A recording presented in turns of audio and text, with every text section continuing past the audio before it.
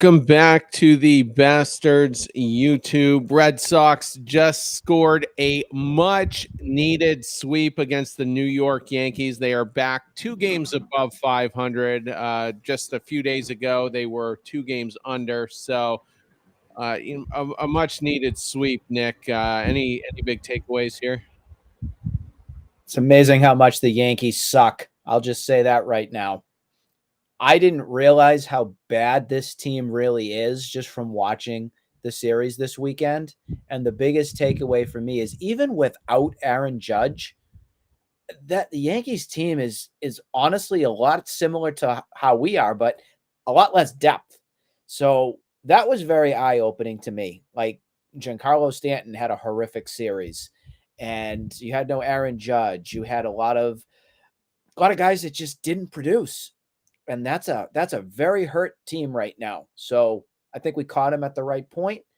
But the most notable to me was definitely timely hitting and seeing the development of, I don't even know if I want to say this yet, but ace Brayan Bello looks outstanding from everything right now. So that was awesome. Yeah, just a couple of notes here. This is the month of June for the Yankees. They rank 30th, dead last in all of MLB with batting average hitting 194. They are on base percentage 30th in MLB, a 250 on base percentage. Their OPS, they are again dead last in MLB with a 632 batting average.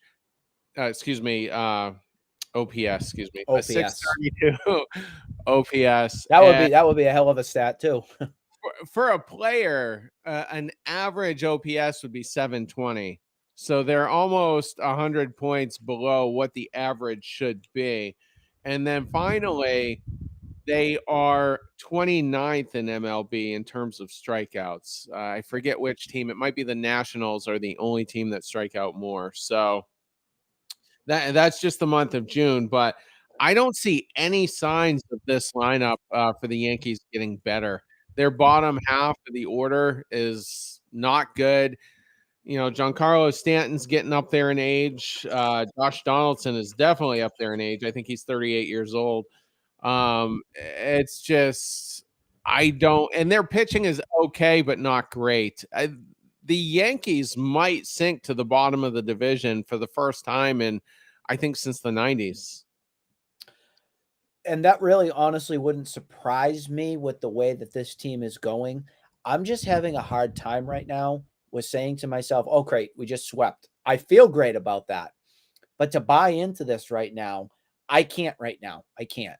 I want to feel good about this series win. But long haul here, in my eyes, Tampa is still better. Baltimore is still better. And I still fear the Toronto Blue Jays. That doesn't cut being first in our division. So we got a long way to go. Yes, baby steps. This is great. But let's be realistic here. Let's see how this trend continues before we qualify this team as, oh, they're back, they're great, here we go. And hopefully sailing on from there. I'm pulling up Bello's numbers right now. I think tonight, and I'm confirming it as we speak. Yeah, tonight, 8 strikeouts. That is the most in his career. He struck out 7 a few times, but yeah, more strikeouts tonight than ever. I shouldn't say I complained, but I noted a few starts ago that we're waiting for that signature breakthrough. Brayan Bello has arrived type start, and I think he's done it the last couple times out, and he did it for sure today. He's an ace. He's a bona fide ace, and you know, he pitched it around a little bit of traffic. Duran might have bailed him out with that catch out in the triangle, but still, every pitcher needs to be bailed out. Doesn't matter if you're Brayan Bello or Garrett Cole, Sandy Alcantara. You're going to need your defense to come up with plays like that. And man, the future is bright for Bello. For the first time really, since John Lester. I could even say that the Red Sox have successfully developed a starting pitcher. Those are words that could not be said for quite some time.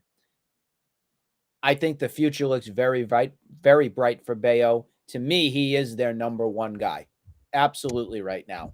And there's no question in my eyes about where he's headed. I'm excited about that.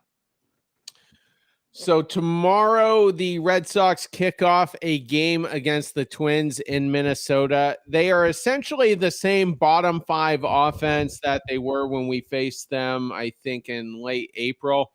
So not nothing to really be afraid of there. But James Paxton was supposed to go up against Pablo Lopez. Lopez put on the restricted list, and nobody knows why. A lot of times, I'm not saying that's the case here because we certainly don't know it, but that could be a domestic violence related issue or just something bad. Essentially, it could be a personal issue too. So I mean, it's a steroid issue or something like that. I think we would already hear the rumblings of some sort of something going on from that. So there's much more to this story on why he won't be going tomorrow for the Twins. So as of now, it looks like TBA is pitching for the Twins. I probably would have picked James Paxton anyway. The dude has been rolling, basically pitching gem after gem. So it would have been difficult to pick against him anyway. We do have a couple more matchups later on in the series that'll definitely be a little tougher from a pitching standpoint, but officially I'm taking the Twins in game one. Yeah, I like what you're taking the Red Sox in game one. I was going to say for a second, when did Paxton get traded to the Twins? But we're not going to jump that bridge right now. I'm going James Paxton. I'm riding high with him. It's kind of interesting that before this season started, I was big on the believe it till I see it, or I'll see it to believe it when he steps on the mound and his quality and does a great job. Knock on wood, James Paxton has been a breath of fresh air in this Red Sox rotation and somebody that, as a fan, I have the confidence with him taking the ball every 5 days and delivering a quality outing. The last start that he went out, I think he threw like 8 strikeouts or something like that, kept his team right in this game, and I was very pleased with his performance. He keeps building upon each start that he goes out. I feel like he's getting better and better. So I expect the same here, especially with a bottom feeder kind of lineup for the Twins. This should be a win. And if it's not a win, I'm going to be pretty disappointed. I still question the long-term sustainability. I mean, he's a guy who sometimes fights with his mechanics a little bit, and of course, the injury bug. I point that out all the time. But and the Red Sox basically have 2 vacancies in the rotation now. Cutter Crawford hasn't looked super great, but he did have a dominant start against the Twins. So we'll get into that tomorrow. Following the game one post game, but we'll be back again, and hope everybody's enjoying it. Check us out on the bigger platforms: Apple Podcasts, Spotify. Myself, Charlie, and Cody getting ready to get that started momentarily. So hopefully I have my blips and gaffes out of the way. I have one last thing to say before we wrap up too. For all the dads out there from here or in the past, I just wanted to say a happy Father's Day to all those out there, and I hope you enjoyed the day.